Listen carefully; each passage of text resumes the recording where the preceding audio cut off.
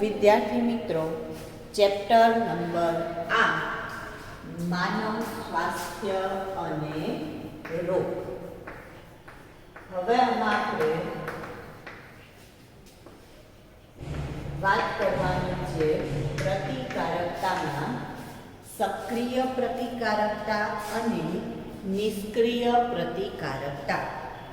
તો પ્રતિકારકતાની વાત આપણે કરી ગયા હતા. હવે આપણે વાત કરીશું સક્રિય પ્રતિકારકતા. પ્રતિકારકતા એટલે શું કહ્યું હતું આપણે કે કોઈ પણ સજીવની જે પણ રોગ સામે લડવાની ક્ષમતા અથવા સૂક્ષ્મજીવો સામે લડવાની ક્ષમતા એને આપણે શું કહીએ છીએ? પ્રતિકારકતા. તો સક્રિય પ્રતિકારકતા અને નિષ્ક્રિય પ્રતિકારકતા એ એના પ્રકાર થયા. પ્રતિકારકતાના પ્રકાર સક્રિય પ્રતિકારકતા અને નિષ્ક્રિય પ્રતિકારકતા. આ પ્રતિકારકતા માટેના જે અંતરાય હતા જન્મજાત અને આપણે જે ઉપાર્જિત પ્રતિકારકતા જોયું એમાં હવે આગળ આવશે સક્રિય અને નિષ્ક્રિય પ્રતિકારકતા. તો સક્રિય પ્રતિકારકતા કોને કહેવામાં આવે? તો સક્રિયનો મતલબ થાય કે જ્યારે કોઈ પણ એન્ટિજન શરીરમાં પ્રવેશ કરે અને એની સામે શરીર વિશિષ્ટ પ્રકારના પ્રોટીન ઉત્પન્ન કરે. પ્રોટીનને આપણે એન્ટીબોડી તરીકે ઓળખીએ છીએ. તો જ્યારે શરીરમાં યજમાનમાં અથવા સજીવમાં એન્ટિજન દાખલ થાય, જ્યારે યજમાનમાં એન્ટિજન, એના માટે હું હવે એજી શબ્દ વાપરીશ. એજી લોજી સુનોજી, બરાબર? તો એજી એન્ટિજન દાખલ થાય ત્યારે યજમાન શું ઉત્પન્ન કરે છે? તો કે એન્ટીબોડી ઉત્પન્ન કરે છે, જેના માટે આપણે એવી શબ્દ વાપરીએ છીએ. એન્ટીબોડી ઉત્પન્ન કરે છે, બરાબર? જ્યારે યજમાનમાં એન્ટિજન દાખલ થાય ત્યારે તે એન્ટીબોડી ઉત્પન્ન કરે. તો આ પ્રકારની જે પ્રતિકારકતા છે, એન્ટીબોડી એટલે વિશિષ્ટ પ્રકારના પ્રોટીન. તો આ પ્રકારની જે પ્રતિકારકતા છે એને કેવી પ્રતિકારકતા કહેવાય? તો કે સક્રિય પ્રતિકારકતા તરીકે ઓળખવામાં આવે છે.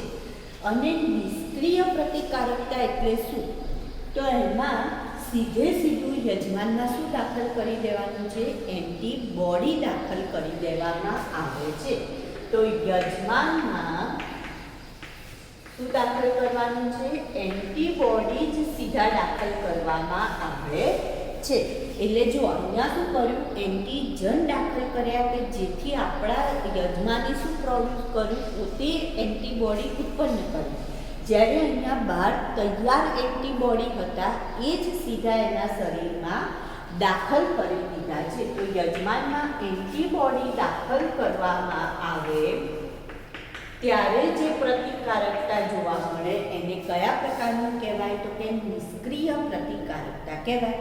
હવે અહીંયા આપણે જોઈએ તો આ એક તમને સામાન્ય ઉદાહરણ આપું કે ધારો કે તમને માથું ચડવું છે અથવા તો તમને શરીરમાં કોઈ પણ જગ્યાએ દુખાવો થાય છે અને એવા દુખાવા સમયે તમે ગોળી લો છો. બે વ્યક્તિ છે, એક વ્યક્તિ છે જે ગોળી લે છે અને બીજું વ્યક્તિ છે જેને ઇન્જેક્શન આપવામાં આવે છે. તો બેમાંથી કોને ઝડપથી અસર થશે? તો તમે તરત જ કહેશો કે જેને ઇન્જેક્શન લીધું છે એને ઝડપથી અસર થશે. તો એનું કારણ શું? તો કે જેને ઇન્જેક્શન લીધું છે એ ઇન્જેક્શન સીધું રુધિરમાં જાય છે. એટલે દવા સીધી શેમાં ભળી ગઈ? રુધિરમાં ભળી ગઈ. જ્યારે જેણે ગોળી ગળી એને શું થયું? ગોળી પહેલાં ક્યાં જશે? તો કે જઠરમાં જાય, ત્યાંથી નાના આંતરડામાં જાય, ત્યાં એનું પાચન થાય અને પાચન થયા પછી એ ગોળીમાંથી જે પણ રસાયણ લેવાનું છે એ રસાયણ રુધિરમાં ભળે અને પછી એ રુધિર દ્વારા શરીરના અંગ સુધી પહોંચે છે. તો બેમાંથી કોનામાં સૌથી ઝડપી અસર થશે? તો કે ઇન્જેક્શન દ્વારા જે પણ છે એમાં અસર ઝડપી થાય છે. તો યજમાનમાં તો એનો મતલબ સક્રિય પ્રતિકારકતા છે એ પ્રક્રિયા કેવી થશે તો કે ધીમી પ્રક્રિયા થશે, કારણ કે એમાં હજી ગોળી લેશે, પછી ઓગળશે અને એ રુધિરમાં ભળશે ત્યારે એની અસર દર્શાવે છે. તો આ કેવી પ્રક્રિયા છે તો કે ધીમી પ્રક્રિયા છે. જ્યારે નિષ્ક્રિય પ્રતિકારકતામાં સીધું જ એન્ટીબોડી દાખલ કરી દીધું છે એટલે આ કેવી પ્રક્રિયા થશે તો કે ઝડપી પ્રતિચારની પ્રક્રિયા થશે. એટલે સીધો જ આ પ્રતિચાર દર્શાવી દેશે. જ્યારે પેલામાં શું થાય છે તો કે પ્રતિચાર ધીમે ધીમે જોવા મળશે. અને એનાથી આગળ જો ત્રીજો આપણે મુદ્દો ઉદાહરણનો લઈએ તો સક્રિય પ્રતિકારકતાનું ઉદાહરણ લેવું હોય તો એમાં આપણે ઉદાહરણ લઈશું કે ધારો કે રસી, જે વેક્સિન હોય છે, રસી વેક્સિન, તો આ જે રસી હોય છે એની અંદર શું કરેલું હોય તો એમાં નિષ્ક્રિય કરેલા સૂક્ષ્મજીવો હોય છે.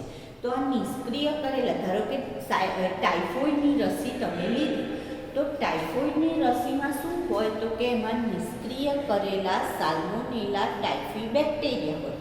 હવે એ બેક્ટેરિયા જ્યારે આપણા શરીરમાં દાખલ કરે તો એ એન્ટીજન કહેવાય અને એની સામે આપણું શરીર શું કરશે તો કે એના પેલા સ્મૃતિ કોષો છે એ શું કરશે તો કે એની સામે લડવા માટે એન્ટીબોડી ઉત્પન્ન કરશે. હવે આ જે બેક્ટેરિયા હતા એ બેક્ટેરિયા કેવા હતા તો કે આ તો નિષ્ક્રિય બેક્ટેરિયા હતા. પણ જ્યારે ટાઇફોઇડ કરનારા બેક્ટેરિયા સક્રિય બેક્ટેરિયા, આપણે કંઈ પણ દૂધની પ્રોડક્ટ કે કંઈ પણ આપણે દૂષિત આહાર ખાઈ લીધો અથવા દૂષિત પાણી પી લીધું અને જો સક્રિય સાલ્મોનેલા આપણા શરીરમાં પ્રવેશે તો આપણે પેલી રસી લીધી હતી એટલે શું થશે તો આપણા જે સ્મૃતિ સેલ હતા, સ્મૃતિ કોષો, એમને યાદ આવી જાય કે ભાઈ આ તો શું છે એન્ટીજન છે, પરજાત છે, આને આપણે સ્વીકારવાનું નથી. એટલે તરત જ એની સામે સૈન્ય ઊભું કરી દેશે અને આપણને ટાઇફોઇડ સામે શું આપે છે તો કે રક્ષણ આપે છે. તો રસી જે લેવામાં આવે છે અથવા એને આપણે વેક્સિન જે કહીએ છીએ તો એ કયા પ્રકારની પ્રતિકારકતા કહેવાય તો કે સક્રિય પ્રતિકારકતા તરીકે ઓળખવામાં આવે છે. તો આ એક થયું. જ્યારે નિષ્ક્રિય પ્રતિકારકતામાં જો આપણે ઉદાહરણ લઈએ તો નિષ્ક્રિય પ્રતિકારકતામાં એવું કહે છે કે ધારો કે કોઈને સર્પદંશ થયો હોય તો સાપનો ડંખ જે છે એ એવી વસ્તુ છે કે એમાં આપણે રાહ ના જોવાય, એમાં તરત જ એના શરીરમાં શું દાખલ કરી દેવું પડે તો એના સામેના એન્ટીબોડી દાખલ કરી દેવા પડે કે જે તરત જ આની અસરને શું કરી દે છે તો કે એની અસરને લોક કરી દે છે અને એના કારણે એનું ઝેર જે છે એ આખા શરીરમાં ફેલાતું નથી. એવી જ રીતના ધારો કે ધનુર, ટીટેનસની જે વાત કરીએ આપણે તો ધનુર એટલે તમને લોખંડ કંઈ પણ વાગે અને જો કાટવાળું લોખંડ હોય અને લોહી આવે તો તરત જ આપણે ટીટેનસનું ઇન્જેક્શન લેવાની વાત કરીએ છીએ. તો આ ટીટેનસનું ઇન્જેક્શન એટલે શું છે તો આપણે જ્યારે લોખંડ વાગ્યું તો એનો જે કાટ છે એ કાટ આપણા શરીરમાં દાખલ થયો તો એની સામેનું તરત જ એન્ટીબોડી આપણા શરીરમાં ઉત્પન્ન થાય રાહ જોવાની નથી. તરત જ આપણે ઇન્જેક્શન લઈને શું દાખલ કરી દઈએ છીએ એન્ટીબોડી દાખલ કરી દઈએ છીએ ને એની સામે આપણું રક્ષણ કરીએ છીએ. એવી જ રીતે માતાના દૂધમાં જે પેલું દુગ્ધ સ્ત્રવણનો સમયગાળો છે એટલે કે શરૂઆતનું પહેલું જે દૂધ હોય છે જ્યારે બાળકને જન્મ આપી દે કે તરત જ જે દૂધ હોય છે એ દૂધમાં કોલોસ્ટ્રોમ હોય છે. શું હોય છે? કોલેસ્ટ્રોમ. અને આ કોલેસ્ટ્રોમમાં IgA નામની એન્ટીબોડી હોય છે. કઈ? IgA, જે ભરપૂર માત્રામાં IgA પ્રકારની એન્ટીબોડી ધરાવે છે. તો આ એન્ટીબોડી દૂધ દ્વારા બાળક સીધું ગ્રહણ કરે છે. તો આ શું થયું? નિષ્ક્રિય પ્રતિકારકતાનું ઉદાહરણ થયું. એવી જ રીતના જરાયુ દ્વારા ભ્રૂણને શું આપવામાં આવે છે તો કે ભ્રૂણને માતા તરફથી પુષ્કળ માત્રામાં એન્ટીબોડી આપવામાં આવે છે. જરાયુ ભ્રૂણને શું આપે છે? તો માતાના શરીરમાંથી એન્ટીબોડી આપી રાખે છે, જેથી બાળક પ્રતિકારકતા સાથે જ જન્મતું હોય છે. અને એટલા માટે તમે જુઓ, જ્યારે 7મા મહિને બાળક જન્મે છે તો એવા બાળકને ઇન્ક્યુબેટર એટલે કે પેટીમાં રાખવામાં આવે છે. તો પેટી એટલે શું? તો પેટીનો મતલબ થાય ઇન્ક્યુબેટર. ઇન્ક્યુબેટર એવું એક સાધન છે કે જેમાં બાળકને 37°C તાપમાન અને સૂક્ષ્મ જીવ રહિત આખું પર્યાવરણ પૂરું પાડવાનું છે, કે જેવું પર્યાવરણ એને માતાના ગર્ભમાં પ્રાપ્ત થાય છે એવું પર્યાવરણ આ પેટીમાં પૂરું પાડવાનું છે, જેને ઇન્ક્યુબેટર કહેવાય. અને જે એવું કહેવાય ને કે અધૂરા મહિને બાળક જન્મે, તો એનો મતલબ શું? કે એને જેટલા એન્ટીબોડી હજી જોઈતા હતા એટલા એન્ટીબોડી પ્રાપ્ત થયા નથી. અને એટલા વખતે એવા સમયે ખબર છે ડૉક્ટર એમ કહેતા હોય કે ભાઈ આ બાળકને બને ત્યાં સુધી વધારે લોકોએ હાથમાં ના લેવું, માત્ર એની માતા અને એની જોડે કોઈ કેરટેકર હોય એમને જ હાથમાં લેવું. તો એનું કારણ શું છે? કે એને ઇન્ફેક્શન ના લાગે એના માટે. તો એનો મતલબ એનામાં પ્રતિકારકતા એટલી છે નહીં. એટલે તો સક્રિય પ્રતિકારકતા અને નિષ્ક્રિય પ્રતિકારકતાની આપણે અહીંયા વાત કરીએ છીએ. સક્રિયમાં આપણે શું કહ્યું? કે જે યજમાનમાં જ્યારે એન્ટીજન દાખલ થાય અને એની સામે એન્ટીબોડી ઉત્પન્ન થાય તો એને આપણે શું કહીએ છીએ? સક્રિય પ્રતિકારકતા તરીકે ઓળખીએ છીએ. અને પેલામાં નિષ્ક્રિયમાં સીધું શરીરમાં શું દાખલ કરી દેવાનું છે? એન્ટીબોડી દાખલ કરવામાં આવે છે. બરાબર? આ કેવી પ્રક્રિયા છે? ધીમી. કારણ કે આમાં પહેલાં એન્ટીજન જશે, પછી એન્ટીબોડી ઉત્પન્ન કરશે. જ્યારે આમાં તો સીધા જ એન્ટીબોડી ઉત્પન્ન થયેલા દાખલ કર્યા, તો ઝડપી પ્રક્રિયા. અને ત્યાર પછી આપણે બંનેના ઉદાહરણ લીધા. તો પ્રતિકારકતામાં સક્રિય પ્રતિકારકતા અને નિષ્ક્રિય પ્રતિકારકતાની આપણે વાત કરી, જે સ્વજાત અને પરજાત વચ્ચેનો ભેદ પારખી શકે છે. સક્રિય પ્રતિકારકતા એ સ્મૃતિકોષ આધારિત પ્રતિકારકતા. કેમ સ્મૃતિકોષ આધારિત? કારણ કે યાદ રાખી લેતું હોય છે, માટે એને શું કહીશું આપણે? સ્મૃતિકોષ આધારિત પ્રતિકારકતા છે. સ્મૃતિ એટલે મેમરી, જેમાં યાદ રાખી લેતા હોય કે ભાઈ આ સૂક્ષ્મજીવો આપણા માટે કેવા છે, તો કે રોગકારક છે, એ આપણા શરીરમાં દાખલ થવા જોઈએ નહીં. હવે પછીનું આવે છે મુદ્દો રસીકરણ અને પ્રતિકારકતા. તો રસીકરણ એટલે વેક્સિન જેને આપણે કહીએ છીએ. તો રસી કઈ રીતના બનાવવામાં આવે છે? તો એના માટે એવું કહે છે કે આ જે પણ રસી બનાવવાની છે, વેક્સિન જે પણ બનાવવું છે, એમાં નિષ્ક્રિય કરેલા અથવા તો નિષ્ક્રિય અથવા મૃત સૂક્ષ્મજીવ, જેને આપણે એન્ટીજન કહીશું, જે યજમાનમાં દાખલ કરવામાં આવે છે. એન્ટીજન નિષ્ક્રિય અથવા મૃત સૂક્ષ્મજીવને કયા સ્વરૂપે? રસી સ્વરૂપે યજમાનમાં દાખલ કરાય છે. બરાબર? હવે યજમાનના જે સ્મૃતિકોષો છે એ શું કરે છે? તો કે આને યાદ રાખી લે છે. સ્મૃતિકોષ શું કરશે? તો આ સૂક્ષ્મજીવને, નિષ્ક્રિય સૂક્ષ્મજીવને યાદ રાખે છે અને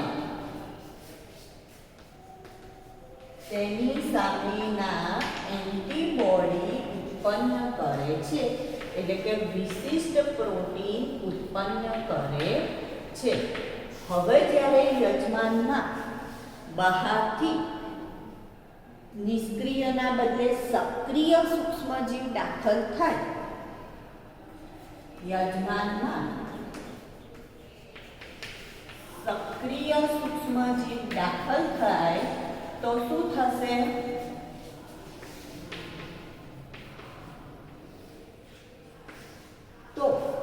જે પેલા સ્મૃતિ કોષો છે એ શું કરશે? યાદ કરશે કે ભાઈ આ તો આપણને જોઈએ નહીં. આની સામે તો આપણે શું કરવાનું છે? એન્ટીબોડી ઉત્પન્ન કરવાના છે. તો સ્મૃતિ કોષો એન્ટીબોડીનો સ્ત્રાવ કરશે અને આ એન્ટીબોડી એ લશ્કર તરીકે કામ કરશે, સૈન્ય તરીકે. અને સૈન્ય તરીકે કામ કરી સક્રિય સૂક્ષ્મજીવનો શું કરી દેશે? ખાત્મો. સક્રિય સૂક્ષ્મજીવનો નાશ કરે છે. બરાબર?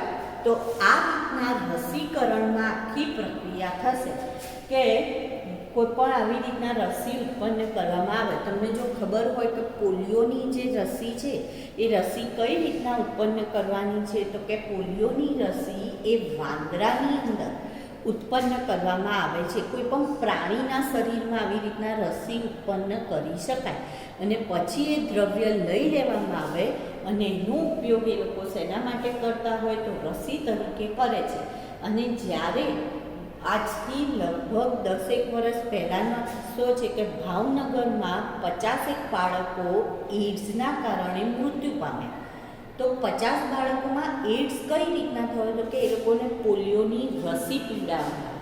અને એ પોલિયોની રસી એ એઇડ્સવાળા જે વાંદરો હતો, જે વાંદરામાં રસી ઉત્પન્ન કરી એને એઇડ્સ થયેલું હતું. અને આ લોકોએ શું થયું? તો કે બધું નિરીક્ષણ બરાબર કર્યું નહીં અને આ રસીનું વિતરણ કરી દીધું. તો આવી રીતના એક સાથે 50 બાળકો કે જેમણે આવા પોલિયોના ટીપા પીધા એ લોકોને એઇડ્સ થયું. તો જે પણ પ્રાણીની અંદર જ્યારે એને ઉત્પન્ન કરવાની હોય તો એ લોકોએ ધ્યાન રાખવું જોઈએ. આવી જ રીતના એક ઇંગ્લિશનું મૂવી છે ડીપ બ્લુ સી. આવું એક મૂવી છે જેની અંદર જે વ્હેલ કે શાર્ક એવું કે કંઈક માછલી હતી એના મગજમાં એવું રસાયણ નાખવામાં આવે છે કે એની સામે એ વિશિષ્ટ પ્રકારનું રસાયણ ઉત્પન્ન કરે છે. અને એ જે રસાયણ છે એ દવા બનાવવા માટે ઉપયોગી છે. તો આ જે પરીક્ષણ કરનારી જે સાયન્ટિસ્ટ હતી એની પોતાની માતાને જે રોગ હતો, એની મધરને રોગ હતો. પિક્ચરની સ્ટોરીમાં એવું છે કે એની મધરને રોગ હતો.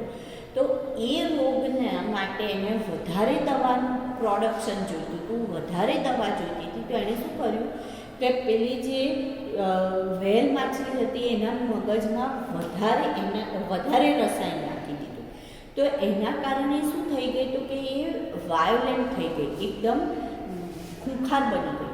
અને પછી એ બધા માણસોને બધાને ખાવા લાગી. અને એના ઉપર આખું એક મૂવી છે જેને ડીપ બ્લુ સી આવું નામ આપેલું છે. તો અહીંયા શું કહે છે કે જ્યારે પણ આવી રસી ઉત્પન્ન કરવાની છે એ રસી પ્રાણીમાં એક રસાયણ દાખલ કરીને, એટલે કે પ્રાણીમાં આવી રીતના નિષ્ક્રિય કે મૃત કરેલા સૂક્ષ્મજીવને દાખલ કરીને એમાંથી મેળવવામાં આવે છે. એની સામેના જે એન્ટીબોડી તૈયાર થયા એ લઈ લેવામાં આવે ને એ એન્ટીબોડી એટલે એને આપણે શું કહીએ? રસી તરીકે પછી વેચવામાં આવે છે. તમે અત્યારે જો કોરોના માટે તમને ખબર હોય તો એના માટે પણ રસીનું જે નિરીક્ષણ કરવા આખું પરીક્ષણ ને બધું કેટલું બધું કેમ? કારણ કે જે લોકોને પહેલાં એમના શરીરમાં શું કરવું પડે? કોરોના માટેનો વાયરસ દાખલ કરવો પડે અને પછી એની બોડી જે એન્ટીબોડી ઉત્પન્ન કરે એ એન્ટીબોડી મેળવી એમાંથી રસી તૈયાર કરવો પડે. અને એટલા માટે અત્યારે કેટલા બધો ટાઈમ જઈ રહ્યો છે આ વેક્સિન બનવા માટે. તો સ્મૃતિ કોષો જે છે એ એને યાદ રાખી લઈને એની સામેના એન્ટીબોડી જે ઉત્પન્ન કરે છે એ એન્ટીબોડી એને આપણે શેના તરીકે લઈએ છીએ? તો કે રસી તરીકે લઈએ છીએ.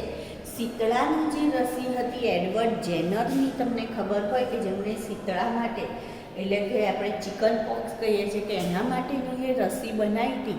તો એમણે મરઘીમાં આ પ્રયોગ કર્યા હતા. મરઘીની અંદર એ વાયરસ દાખલ કર્યો અને એમાં જે પ્રોડ્યુસ થયું એન્ટીબોડી એ મેળવી લીધું અને એને રસી તરીકે પછી એમણે વેક્સિન તરીકે ઉપયોગ કર્યો. તો આ રસીકરણની વાત થઈ. હવે આમાં મેં 2 ઉદાહરણ લીધા હતા નિષ્ક્રિય પ્રતિકારકતાના, એક સર્પદંશ માટેનું અને બીજું આપણે લીધું હતું ઉદાહરણ એ હતું ટીટેનસ, ધનુર માટેનું. તો એ બંને માટેની જે રસી છે એ રસી શું છે તો કે એ તરત જ એ સીધા એન્ટીબોડી છે કે એમાં આવું એન્ટીજન દાખલ નથી કરવાનું, એમાં સીધું શું એન્ટર કરી દેવામાં આવે છે તો કે એન્ટીબોડી જ દાખલ કરી દેવામાં આવતા હોય છે. બરાબર. ત્યાર પછી આ રસી કઈ રીતના આપણે જો આ એકવાર તો બની ગઈ આવી રીતના પ્રાણીની અંદર, પણ જો આપણે એને પ્રયોગશાળામાં બનાવવી હોય તો કઈ રીતના બનાવી શકાય તો પુનઃસંયોજિત ડીએનએ ટેકનોલોજી છે, જે આપણે ચેપ્ટર નંબર 11 અને 12માં આખું ભણવાનું આવશે. પુનઃસંયોજિત ડીએનએ ટેકનોલોજી, જેની મદદથી આવી રસી પણ બનાવી શકાતી હોય છે. હવે એનાથી આગળ આવશે એલર્જી. કયો મુદ્દો આવે છે? રસીકરણ પછી એલર્જીનો મુદ્દો આવે છે. જો પ્રતિકારકતામાં સક્રિય નિષ્ક્રિય પ્રતિકારકતા એ આપણે કેટલા માર્ક્સમાં 2 માર્ક્સમાં પૂછાઈ શકે એવી રીતના પ્રશ્નો થયા. હવે બીજો પ્રશ્ન હતો રસીકરણ. હવે ત્રીજો પ્રશ્ન કયો આવે છે તો ત્રીજો પ્રશ્ન આવે છે એલર્જી. તો પહેલું તો એલર્જી કોને કહેવાય? આ એની એલર્જીની આપણે પહેલાં તો વ્યાખ્યા આપી. તો પર્યાવરણમાં રહેલા જે પણ પ્રતિજન છે એના પ્રત્યે પ્રતિચાર, પર્યાવરણમાં રહેલા પ્રતિજન પ્રત્યે એટલે કે એન્ટીજન પ્રત્યે પ્રતિચાર, પર્યાવરણમાં રહેલા પ્રતિજન પ્રત્યે જે પણ પ્રતિચાર આપવાની પ્રક્રિયા અથવા તો પ્રત્યેનો પ્રતિચાર, એને શું કહેવામાં આવે છે? એલર્જી કહેવામાં આવે છે. પર્યાવરણમાં રહેલા પ્રતિજન પ્રત્યેનો પ્રતિચાર એને આપણે શું કહીએ છીએ? એલર્જી કહીએ છીએ. તો જે પ્રતિજન તરીકે વર્તે એવા પદાર્થો અથવા તો એને એલર્જી પ્રેરક કહેવાય. પ્રતિજન તરીકે વર્તતા પદાર્થને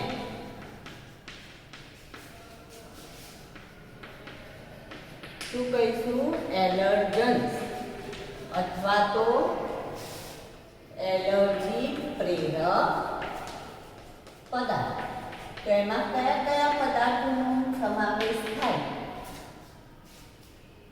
તો એની અંદર આપણે જોઈએ તો પરાગરજ પહેલું વાતાવરણમાં કેટલાક લોકોને તમે કંઈક ફૂલ સૂંઘાડો તો એ ફૂલથી થતી એલર્જી હોય છે. બરાબર. ધૂળથી પણ એલર્જી થતી હોય છે. કોઈ પણ આપણે સૂર્યપ્રકાશમાંથી જ્યારે બારી બંધ હોય ને નાની ફાંક હોય ને એમાંથી જે આવતું હોય ને તેમાં જોજો તમે કેટલા બધા કચરા જેવું આવતું હોય છે. તો ધૂળ પછી જીવા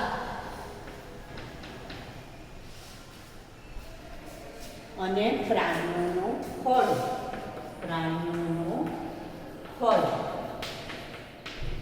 આ બધાને શેના તરીકે ઓળખીએ છીએ? આપણે એલર્જી પ્રેરક પદાર્થ તરીકે ઓળખીએ છીએ. પહેલાં આપણે એલર્જીની વ્યાખ્યા આપી, પછી એલર્જી પ્રેરક પદાર્થની વાત કરીએ છીએ. કેટલીક વખતે કેટલાક વિદ્યાર્થીઓને શિક્ષકની પણ એલર્જી હોય, કેટલાકને સબ્જેક્ટની પણ એલર્જી હોય, કેટલાકને કોઈક સબ્જેક્ટ ના પણ ગમતો હોય, એવું પણ બનતું હોય. બરાબર. સારું. તો હવે આગળ આપણે જોઈએ તો આગળ વાત કરીએ છીએ કે લક્ષણો કયા? તો લક્ષણો એમ કહે છે કે છીંક આવવી, વારંવાર છીંક શરૂ થઈ જાય. બરાબર. છીંક આવવી, એક બે નહીં પણ વારંવાર છીંક આવવાનું શરૂ થઈ જાય તો એક લક્ષણ છે. નાકમાંથી પાણી આવવું, આંખમાંથી પાણી આવવું, નાક અને આંખમાંથી પાણી ઉતરવું, સતત નાક નીકળતું હોય પાણી નીકળે રાખે, આંખમાંથી પણ સતત શું નીકળતું હોય, પાણી નીકળતું હોય. તો આ જે છે પ્રવાહી પડે એવું પણ કહી શકાય આપણે. અને શ્વાસ લેવામાં તકલીફ, કેટલીક વખતે દમ અસ્થમા સુધી પણ વાત પહોંચી જતી હોય છે. જો એલર્જીમાં આપણે ધ્યાન ના રાખીએ ને વધતી જાય તો એ દમ અસ્થમા સુધી પણ પહોંચી જાય છે. તો શ્વાસ લેવામાં તકલીફ, કેટલાક લોકોને બહુ વધારે પડતા સ્પ્રેની પણ એલર્જી હોય, વધારે પડતું સ્પ્રે હોય તેની સ્મેલથી પણ એલર્જી થતી હોય. તો આ એના લક્ષણો છે. હવે જ્યારે એલર્જી થાય ને ત્યારે પણ વિશેષ આપણે પ્રતિચાર કીધો, બરાબર. અને એ પ્રતિજન પ્રત્યેનું પ્રતિચાર છે, એટલે કોઈ પ્રતિજન આપણા એન્ટીજન આપણા શરીરમાં પ્રવેશ્યો તો એની સામે પ્રતિચાર આપનારું એન્ટીબોડી ઉત્પન્ન થાય. તો જ્યારે એલર્જી થાય છે ત્યારે કયું એન્ટીબોડી ઉત્પન્ન થાય છે? તો કે IgE પ્રકારનું એન્ટીબોડી ઉત્પન્ન થાય છે. તો એન્ટીબોડી જે એલર્જી પ્રેરકો માટે કયું એન્ટીબોડી છે? તો કે IgE પ્રકારના